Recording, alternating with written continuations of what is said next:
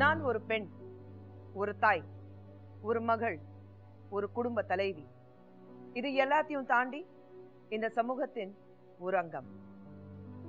ஒவ்வொரு நாளும் நான் வீட்டுல இருந்து கிளம்பும் போது நான் பார்க்கிற, சந்திக்கிற, கேட்கிற எத்தனையோ சம்பவங்கள் மனசை பாதிக்கிற அளவுக்கு விஷயங்கள் நடந்துகிட்டு தான் இருக்கு.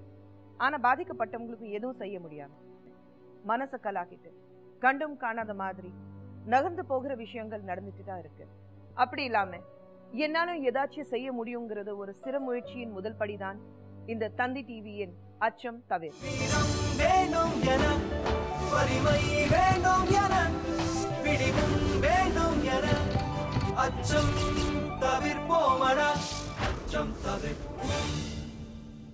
வணக்கம். வாழ்க்கையில பல பேருக்கு பல விதமான பிரச்சனைகள் இருக்கும். அந்த பிரச்சனைகள் எப்படி சால்வ் பண்றது, தீர்த்து வைக்கிறது தான் யோசிக்கணும். ஆனா சில நேரத்துல பிரச்சனைகள் இருக்கும்போது இந்த மாதிரி விஷயங்கள் உண்மையிலே நடக்குதா இல்ல அது வெறும் நம்மளுடைய நம்பிக்கையா? இன்னைக்கு இந்த எபிசோட்ல ஒரு அதிசயம் சொல்றதா இல்ல ஒரு மிராக்கிள் சொல்றதா இல்ல ஒரு தாய் தந்தை பார்க்கும்போது ஒரு பச்சை குழந்தை படுற அவஸ்தை பார்க்கும்போது அவங்களுக்காக ஃபீல் பண்ணுறதா இல்லை என்ன சொல்கிறதுன்னு புரிய மாட்டேங்குது. ஆனால் நம்பிக்கை சம்மந்தப்பட்ட ஒரு விஷயம் இன்னைக்கு நம்ம பேச போகிறோம். ஒரு சின்ன ஏவி இருக்கு பாருங்க. கர்ணன் ராஜேஸ்வரி திருமணமாகி ஓராண்டே ஆன புதுமண தம்பதிகள். திண்டிவனத்தை அடுத்த பரங்கனி என்கிற கிராமத்தில் வசித்து வந்த இவர்களுக்கு அழகான ஆண் குழந்தை ஒன்று பிறந்தது.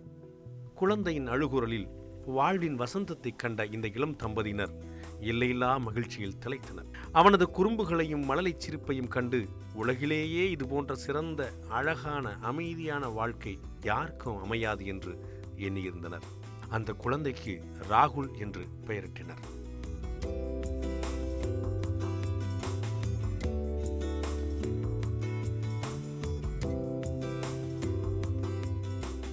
குழந்தை பிறந்த பின் தாய் வீடான மொழியனூரில் குடிபெயர்ந்தார் ராஜேஸ்வரி. ஒரு சில நாட்களுக்கு பிறகு ராகுல் காரணமில்லாமல் அழத் தொடங்கினான். இவர்களும் பொம்மை போன்ற விளையாட்டு சாமான்களை கொடுத்து தற்காலிகமாக அழுகையை நிறுத்தி வந்தனர். நாட்கள் செல்ல செல்ல எதையோ கண்டு பயந்தது போல தேம்பி தேம்பி அழ ஆரம்பித்தான் ராகுல். காரணமும் தெரியாமல் அழுகையும் நிறுத்த முடியாமல் தவித்தார் ராஜேஸ்வரி. ஒரு நாள் திடீரென குழந்தை மீது தீப்பிடிக்க ஆரம்பித்தது.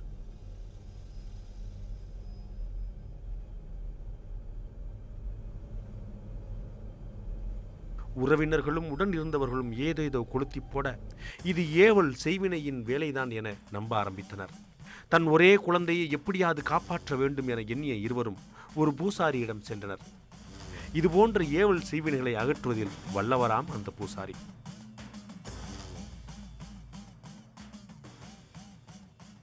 இருவரும் பூசாரியிடம் நடந்ததை சொல்லி அதற்கு பரிகாரமும் செய்தனர். சகஜமான வாழ்க்கை திரும்பும் என்ற நம்பிக்கையில் ஒரு பயத்துடனே வாழத் தொடங்கினர். பிற குழந்தைகளைப் போல சிரித்து விளையாடும் வயதில் தன் குழந்தையின் நிலையை எண்ணி ராஜேஸ்வரி மிகவும் வருத்தத்தில் இருந்தார். எங்கும் செல்லாமல் குழந்தை அருகே இருந்து பார்த்து கொண்டிருந்தார். தீப்பட்ட காரணமும் தெரியாமல் என்ன நடக்கும் என்றும் அறியாமல் குழந்தையும் வளர்ந்து வந்தார். ஆனால் மீண்டும் தீப்பிடிக்கும் சம்பவம் குழந்தையிடம் அரங்கேறியது. அடிக்கடி இவ்வாறு நடக்க ஊர் மக்களும் அவர்களை ஒதுக்க ஆரம்பித்தனர். தம்மை சுற்றி என்ன நடக்கின்றது, யாருக்கும் எந்தவித கெடுதலும் செய்யாத நமக்கு ஏன் இவ்வளவு சோதனை என்று மிகவும் மனமுடிந்த ராஜேஸ்வரி செய்வதறியாமல் தற்கொலைக்கு முயன்றார்.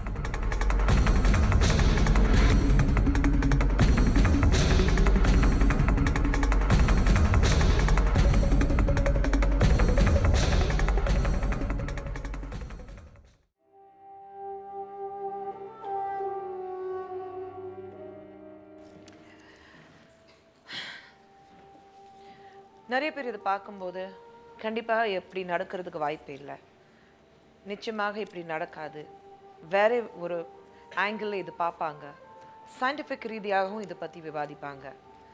ஆனால் இது எல்லா விஷயங்கள் பேசுகிறதுக்கு முன்னாடி ராகுலோட தாய் தந்தை, ராகுலோட பாட்டி நம்ம மத்தியில் இருக்காங்க. முதல்ல அவங்க 3 பேரும் கூப்பிடலாம்.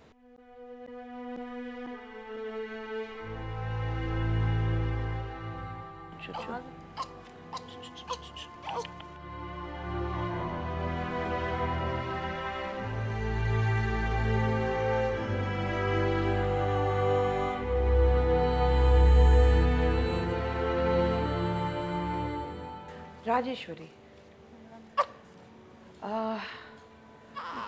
குழந்தை பிறந்து 3 மாதம் தான் ஆகுது.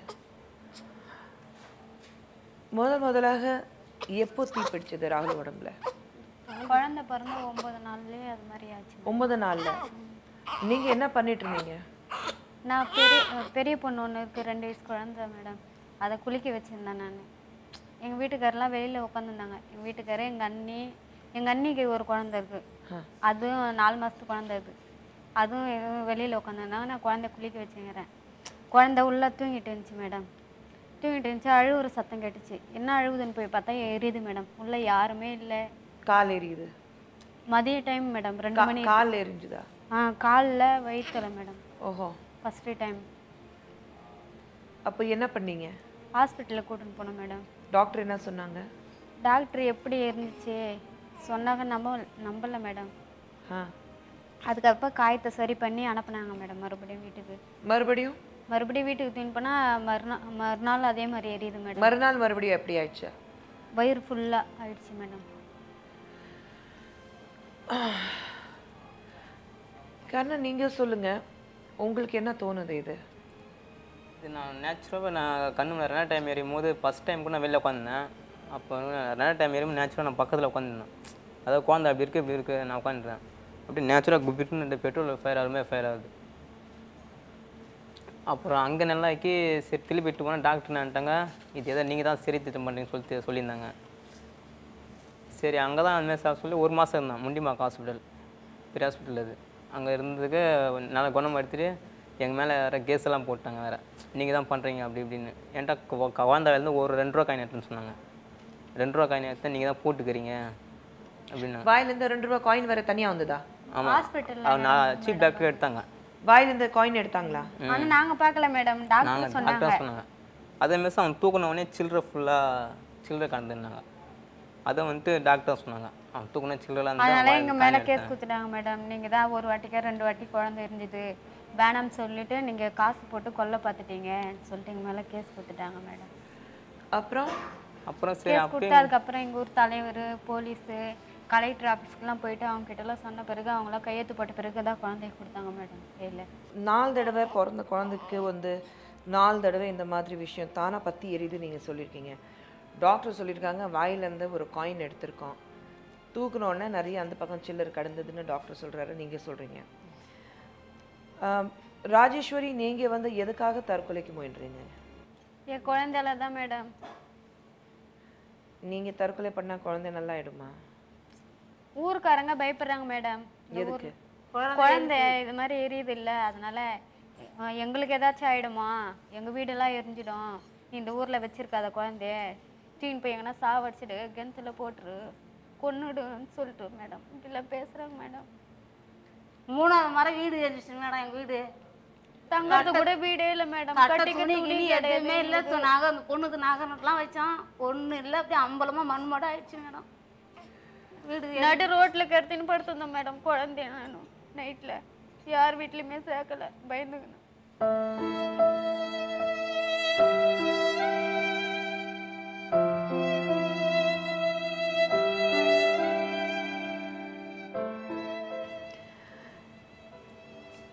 இதுக்கு காரணம் என்ன நினைக்கிறீங்க? நான் வந்துட்டு கோயிலெலாம் போயிட்டேன். கோயிலுக்கு யாரும் எந்த பதிலும் சொல்ல மாட்டாங்க. 2 டைம் மாமியார் வீட்டில் ஆகும்போது சரி எங்கள் வீட்டுக்கிட்ட போனேன். எங்கள் வீட்டுக்கிட்ட போகும்போது எங்கள் வீட்லேயும் தலை பிடிச்சின்னு தன்னார் இருந்துச்சு. எரிஞ்சிட்டு அப்போ என்ன பண்ணாங்க, கோயிலுக்கிட்ட போனேன். கோயிலுக்கிட்ட இதெல்லாம் சொல்ல மாட்டேன், என்னன்னு தெரில எனக்கு சொல்லிட்டு அங்கலாம் சாமின்னு சொல்லி சாமியாரான் எனக்கு தேவைன்ட்டாங்க. சரி அங்காமே சொல்கிறாங்க சொல்லி சர்ச்சுக்கு போனேன். சர்ச்சையும் ஃபாதர் நன்ட்டு எதுவும் எங்களால் முடியாது, என்னன்னு தெரிலன்னு அனுப்பிச்சிட்டாங்க. அங்கே போகிறேன்னு சொல்லிட்டு பள்ளி வாசல் கேட்டு போனேன் மசூதிக்கு. அங்கிட்டு அவர் என்னட்டார், பெரிய பையன் அவர் என்னட்டார், என்னால் எதுவும் பண்ண முடியாதுப்பா, குழந்தை இட்டு போயிட்டு வந்துட்டாங்க. இட்டு வந்து அப்புறம் திருப்பி எங்கள் அண்ணன் வீட்டுக்கு இட்டு போனேன். சிங்கர் கோவில், அபிஷேக பக்கம் சிங்கர் கோவிலுக்கு. அங்கே போய் துணி எஞ்சோடனே தூக்கி போட்டேன். துணியை அமுச்சு முடிஞ்சிச்சு. அந்த காலில் வேறு எரிஞ்சிடுச்சு. அப்படியே வீடு மட்டும் அப்படியே புகையாக அப்படியே எரியுது. அண்ணன் வீடு, இவங்க வீடு எரிஞ்சு போச்சு, எங்கள் வீடு எரிஞ்சு போச்சு, அண்ணன் வீடு எரிஞ்சிச்சு. எந்த ஊருக்கு போனாலும் அந்த மாதிரி சாகுது. எந்த ஊருக்கு போனாலும் இப்படி ஒரு பிரச்சனை இருக்கு உங்களுக்கு? ஆனா ஆனா நமக்கெல்லாம் எந்த பாதிப்பும் வர மாட்டேங்குது பெரியவங்களுக்கு மேடம். வந்து அந்த எந்த குழந்தை பாதிப்பும் மட்டும்தான், அந்த குழந்தைக்கு மட்டும்தான் அந்த மாதிரி நடக்குது. சரி, நீங்க வந்து குழந்தை வந்து இவ்வளோ குழந்தைக்கு பிரச்சனை இருக்கு சொல்லிட்டு ஹாஸ்பிட்டல் போகும்போது ஹாஸ்பிட்டல் இதுக்கு காரணம் இப்போ தலை பார்த்தீங்கன்னா அவ்வளோ பாவம் வந்து இன்னும் காயம் அப்படி இருக்கு குழந்தைக்கு. ஹாஸ்பிட்டலில் என்ன ட்ரீட்மெண்ட் கொடுத்தாங்க, என்ன சொன்னாங்க? ஹாஸ்பிட்டலில் போனால் ஒரு முண்டியமாக ஹாஸ்பிட்டல் வந்து 2 டைம் மாரி 1 மாதம் இருந்தேன்.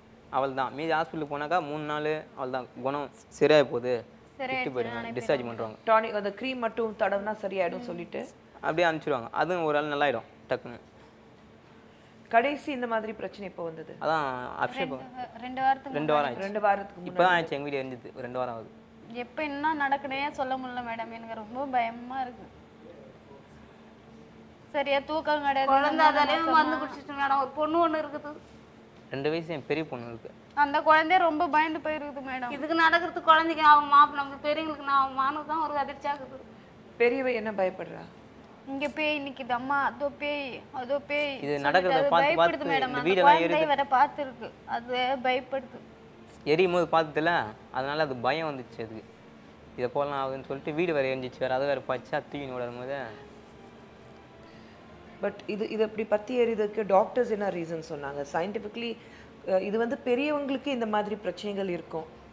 ரொம்ப வயசானவங்களுக்கு வந்து படுக்கையோடு இருந்தாக்கா அது நம்ம உடம்புல வந்து வேர்வை அதிகமாக இருக்கிறதுனால அது என்ன சொல்லுவாங்கன்னா அது உப்பு மாதிரி செட்டில் ஆகி வேர்வை நிறைய இருக்கிறதுனால உப்பு செட்டில் ஆகி ஃபாஸ்ஃபேட் ஃபார்ம் ஆகி அது தானே ஃபாஸ்ஃபேட் வந்து நீங்கள் வந்து தீப்பட்டியில் இருக்கும்ல, அதுதான் ஃபாஸ்ஃபேட். அது உப்பு மாதிரி ஃபார்ம் ஆகி ஃபாஸ்ஃபேட் கூட ஃபார்ம் ஆகி அது தானே பற்றி எரியும். நம்ம ஸ்கின்னை வந்து ஒன்று டச் ஆனால் அது எரியும். அந்த விஷயங்கள் வந்து ரொம்ப ரேர் கேசஸ்ல பெரியவங்களுக்கு இந்த மாதிரி பிரச்சனைகள் இருக்கிறதுக்கு வாய்ப்பு இருக்கு. பட் அது வந்து ஏதோ லட்சத்தில் ஒருத்தருக்கு அப்படி இருக்கலாம் அந்த மாதிரி. பட் பச்சை குழந்தைகள் அப்படி இருக்கிறதுக்கு வாய்ப்பு எனக்கு தெரியல. இல்லை. அப்புறம் இன்னொரு விஷயம் கேட்டாக்கா, குழந்தைய வந்து ஒரு கழுகு மாதிரி வந்து தூக்கிட்டு போயிடுச்சு. கழுகு தூக்கிட்டு போச்சா? குழந்தைய வீட்டில் திண்ணை மேலே கற்றுட்டு இருந்தான். எங்கள் வீட்டில் நானும் எங்கள் வீட்டில் படுத்துருந்தான். எல்லாம் படுத்துருக்கும் போது தூக்கிட்டு போயிட்டு அப்போலாம் எங்கள் அம்மா வீட்டம்மா எங்கள் அக்கா எல்லாம் கத்தும் போது தூக்கிட்டு போயிட்டு அவள் தொழுவு திரும்ப எத்தனை செவுத்து மேலே வச்சுட்டு செவுத்து மேலே கீழே ஊந்துச்சு குழந்தை. அப்பயே தான் அவளை நல்லா இருக்கான். கண்ணா இவ்வளோ சாதாரணமாக சொல்கிறீங்க. அதான் எல்லாம் பயந்துட்டாங்க. எங்கள் தெரு ஜனத்தில் எங்கள் பக்கத்து வீட்டுக்காரெல்லாம் கூட பார்த்தாங்க. பார்த்துட்டு எல்லாம் கத்துன உடனே அப்புறம் எத்தாந்து செவுத்து மேலே வச்சுட்டு கீழே அவ்வளோ செவுத்துலேருந்து கீழே வந்து எதான் அவளை குழந்தை நல்லா தான் இருக்கான். அப்போ பால் தான் கவனம் ஆகிட்டான். உய்மா அதிர்ச்சி அதுக்கு தான் அதுக்காக தான் அந்த ஒரு காரணத்துக்காக தான் இவங்க பயந்து பாய்சன் சாப்பிட்றாங்க. தெரிஞ்சுக்கவே இல்லை. பட் இது வந்து உங்க ஊர் கிராமத்து பக்கத்தில் வந்து கண்டிப்பாக இது வந்து சுண்ணி வச்சுருப்பாங்க, இல்லை தெய்வ குற்றம் எது ஒன்று இருக்கும்னு அப்படி சொல்லுவாங்க. அப்படி ஏதாவது சொல்லிட்டு இருக்காங்களா? எங்கள் சில பேர் என்னென்னா தெய்வத்துக்கு வந்தேன்னு அப்படி சில பேர் சொல்கிறாங்க. எங்கே போனால் அதான் ஒரு வாயில் வருத்தக்காண்டி, மற்றபடி இல்லை. எங்களுக்குன்னா சூனியம் எதனா இருக்குமா சொல்லிட்டு கோயிலில் போய் பார்க்கலாம். எல்லா கோயிலும் போய் இறங்கி இறங்கிறோம். தெய்வ குழந்தை இருக்கிறதுனால தானே நீங்கள் கடவுள் நம்புறீங்க. தெய்வ குழந்தை இருக்கிறதுனா எவ்வளோ பிரச்சனை இருந்து அந்த குழந்தை நல்லா இருக்கு. அதுதான் ஏன்னா ரொம்ப யோசிக்க வேண்டிய விஷயம் இருக்கு. ஃபர்ஸ்ட் ஆஃப் ஆல் வந்து குழந்தைக்கு இப்படி வந்து தானே பத்தி எரியுது. எனக்கு கை காலில் பார்த்தீங்கன்னா அந்த மார்க் அப்படி இருக்கு. 4 முறை ஒரு இடம் பாய்க்கலங்க. இதெல்லாம் பூரா எரிஞ்சதுதான் மேடம். குழந்தை இது அதை பார்க்கும்போது இது என்ன இருக்குன்னு ஒன்றுமே தெரியல, என்ன சொல்றதுன்னு தெரியல எனக்கு. பண்ருட்டில் வந்து பெரிய பாய் அவராலேயே வந்துட்டு எவ்வளோ ஜனம் இருக்கான். அவங்க எவ்வளோ ஜனம் இருக்கு, அவரே கொஞ்சம் யோசிக்கிறாரு. நீங்க என்ன நம்புறீங்க? உங்க மனசுல என்ன இருக்கு கர்ணன்? எங்களுக்கு இதை பார்த்தோன்னே எனக்கு ஒரு பயம் தான் வருது. எனக்கு என்ன எப்படி இருக்குமோ, என்ன ஆகுமோ, வீட்டெல்லாம் ஆகுமோ. ஊர் ஜனங்கள் என்னன்றாங்க, ஏன் இது போல ஆகுது, இட்டு போய் வேற என்ன பார்க்காருனான்றாங்க. நான் எவ்வளோ இடத்த பார்த்துட்டு இனிமேல் எங்கே பார்க்குதுன்றேன். இல்லை, இது வந்து டாக்டர்ஸ் கிட்ட ப்ராப்பராக கூட்டிட்டு போய் ஒரு ஆராய்ச்சி பண்ணி இது செய்யணும்னா சரிப்படுத்தணும்னா தோணலையா? நான் இட்டு பண்ணேன். டாக்டர் பாண்டிச்சேரியில் எல்லா ஹாஸ்பிட்டலும் சுற்றிட்டேன். என்ன சொல்றாங்க? அதான் 3 நாள் தான் வச்சுட்டே இருக்காங்க. அப்புறம் நல்லா எடுத்து இட்டு போங்க, டிஸ்சார்ஜ் பண்ணிடுறாங்க. இல்லை, பட் டாக்டர் கிட்ட வந்து இந்த மாதிரி பிரச்சனை இருக்குது, தானா பத்தி எரியுது, அதெல்லாம் சொல்லிட்டீங்களா? அவங்களும் எல்லாமே சொல்லியாச்சு. சொன்ன நம்ப மாட்டாங்க மேடம். அவங்க எப்படி தானா எரியும், இது இல்லை யாரோ செய்கிறாங்க, யாரோ கொளுத்தி போடுறாங்க அப்படிதான் கேட்குறாங்க. இல்லை நீங்களே தான் செய்கிறீங்க சொல்லிட்டு சொல்கிறாங்க. உங்கள் வீட்டுக்காரர் தான் கொளுத்தி போடுறான், நீ தான் கொளுத்தி போடுற சொல்லிட்டு சொல்கிறாங்க. எங்கள் குழந்தை சாவடிக்கிறதுக்கு எங்களுக்கு என்ன மேடம் இது 2வது குழந்தையோட நான் ஆப்ரேஷன் பண்ணிக்கலாம்னு நினச்சேன். ஒரு பொண்ணு ஒரு பையன் போதும்னு சொல்லிட்டு. உண்மையிலே இது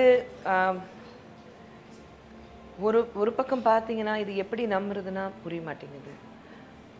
ஆனால் நம்பவும் இருக்க முடியாது. ஏன்னா உங்கள் கண் முன்னாடி நடந்த விஷயம் இது. எப்போ என்ன நடக்குனே சொல்ல முடியல மேடம். எனக்கு ரொம்ப பயமா இருக்கு.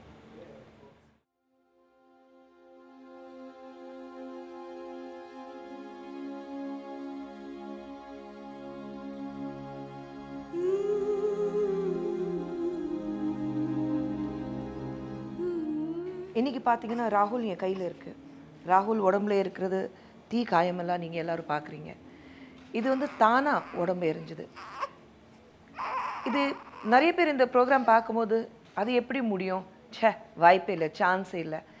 ஆனால் ராகுலோட தாய் தந்தை கண்ணீர் விடும்போது இது கண்டிப்பாக உண்மைதான் இருக்குன்னு நம்ம தோணும். இந்த மாதிரி நிறைய விஷயங்கள் நம்ம வந்து இன்னைக்கு இந்த நிகழ்ச்சியில் பார்க்க போகிறோம். கூட்டிகிட்டு போயிடுங்க.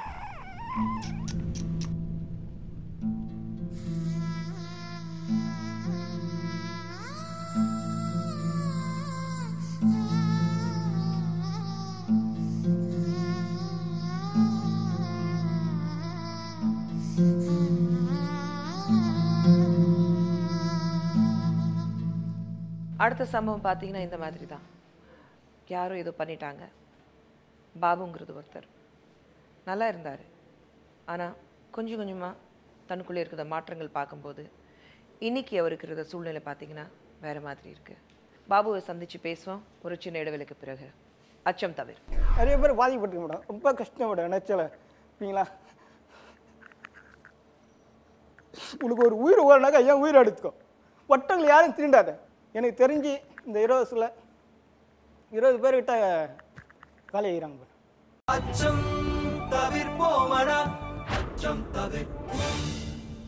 அச்சம் தவிர இந்த செக்மெண்ட்ல பாபு கிட்ட பேச போறோம். பாபு பத்தி நான் சொல்றதை விட பாபுவே இங்கே வந்து அவருக்கு நடந்த சம்பவங்கள் பேசினாருன்னா சொன்னாருன்னா இன்னும் நல்லா இருக்கும்னு நினைக்கிறேன். Please welcome Babu.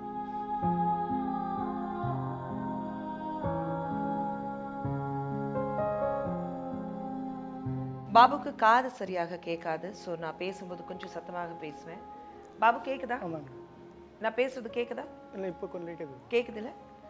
பாபு நீங்க சொல்லுங்க, என்ன நடந்தது? தீய ஆவிகளாக கெட்ட சக்திகளாக நான் பாதிக்கப்பட்டுக்கிறேன் மேடம்.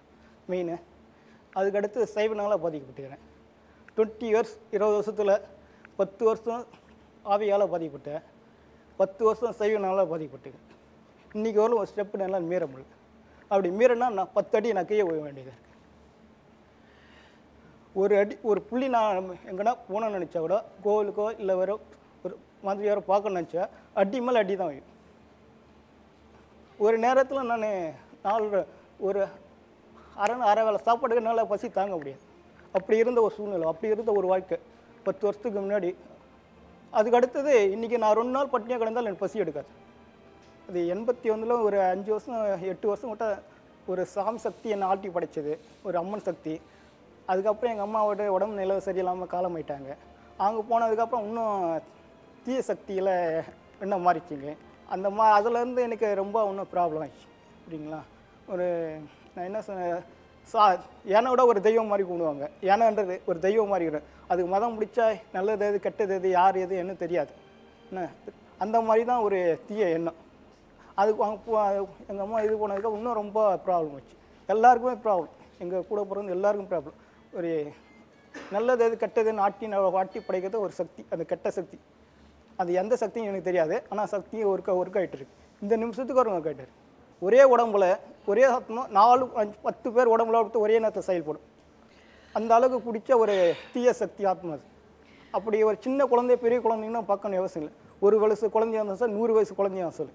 அதுக்கு மனசு வச்சா டக்குன்னு என்னன்னா போயிடும். இல்லை பாபு, இப்போ நீங்கள் சொல்கிறது சம்பவங்கள் வச்சு பார்த்தாக்கா நீங்கள் சொல்கிறீங்க ஆரம்பத்தில் ஏதோ ஒரு சக்தி உங்கள் உடம்புல போய் உங்களை ஆட்டி படைச்சது. இல்லை, ஏதோ ஒரு ஆத்மா மாதிரி உங்களுக்குள்ள ஒரு கெட்ட சக்தி உள்ளே போய் என் உடம்புல வந்து ஒன்றும் பண்ண முடியாது. அது இறங்கும்போதே என்னால் ஒன்றும் முடியாது. அது இருந்துன்னா பேச விட முடியாது. இப்போ எனக்கு அந்த மருந்து வச்சுன்னா கட்டு போட்டு வச்சுக்கிறாங்க, இல்லைன்னா அது உடம்புல இருக்கும். அந்த அந்த அந்த மருந்து உங்களுக்கு யார் கொடுத்தா? சொந்தக்காரங்க தான் கொடுத்தாங்க. சொந்தக்காரங்க கொடுத்தா வெளியாரெல்லாம் கொடுத்துறாங்க. அந்த நிறைய விஷயம். அப்போ நீங்க வந்து இந்த இந்த இன்னைக்கு வர அந்த ஆத்மாவில் நான் மேரேஜ் வந்து பண்ண முடியல. நான் என்ன காலை வெடிச்சாலோ இப்போ சொன்னாங்க சொந்த வரலாம் மேரேஜ் பண்ணிக்கன்னு பண்ண முடியாது. நான் மேரேஜை நான் காலை வெடிச்சா ஒரு உயிர் ஆத்மா காவு வாங்கி அதுக்கான நான் பயந்து நாடு எனக்கு தெரியும் நல்லது கெடு கெட்டதுன்னு அது எது செய்யுதுன்னு சின்ன விஷயம் சந்தோஷம் இது காலை வச்சாலே உடனே ஒரு அணுகுண்டு போட்ட மாதிரி தடங்களாக செய்யுது. அதனாலே நான் விலைக்கிட்டேன். நான் என்னன்னா நம்ம ஒருத்தனோட போயிடுச்சு மற்றவங்களை யாரும் இந்த பின்னுக்கும் வரைக்கும் காலை வரக்கூடாது. அந்த தீ என்ன சக்தி அவ்வளோ ஆட்டி படைக்குது மேடம். இல்லை இப்போ நீங்க சொல்றது பார்த்தா இந்த மாதிரி ஒரு சூன்யம் வைக்கிறது ஒரு மந்திரம் தந்திரம் பண்றது இது எல்லாத்துலேயும் நீங்க நம்புறீங்க, அது முழு நம்பிக்கை உங்களுக்கு இருக்கு இல்ல? இப்போ நீங்க சொன்னீங்க ஒரு மந்திரம் பண்றது தந்திரம் பண்றது இல்ல சூன்யம் வைக்கிறது இது எல்லாமே உங்களுக்கு நம்பிக்கை இருக்கு. அதனால தான் நீங்க வந்து நீங்க சொல்றீங்க மருந்து கொடுத்துருக்காங்க, ஒரு கெட்ட சக்தி என் உடம்புல இருந்தது.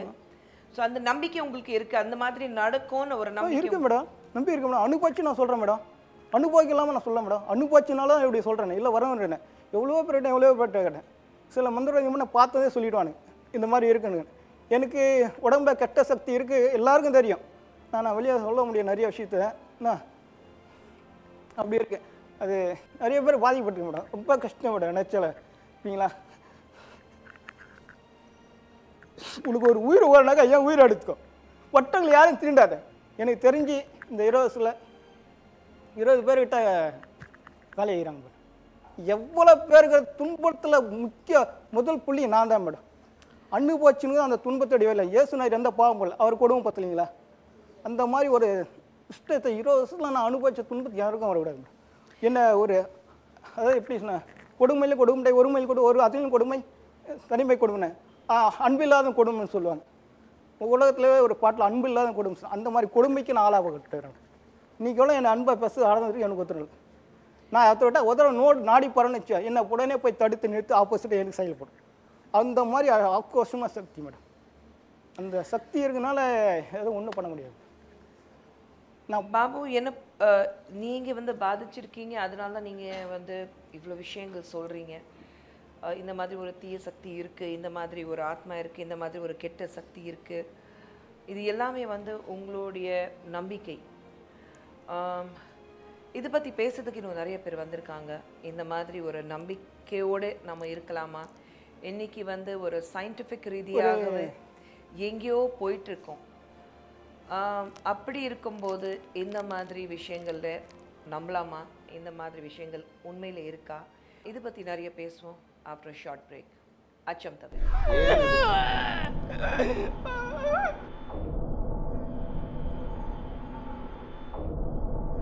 பாய் தலையில கை வை.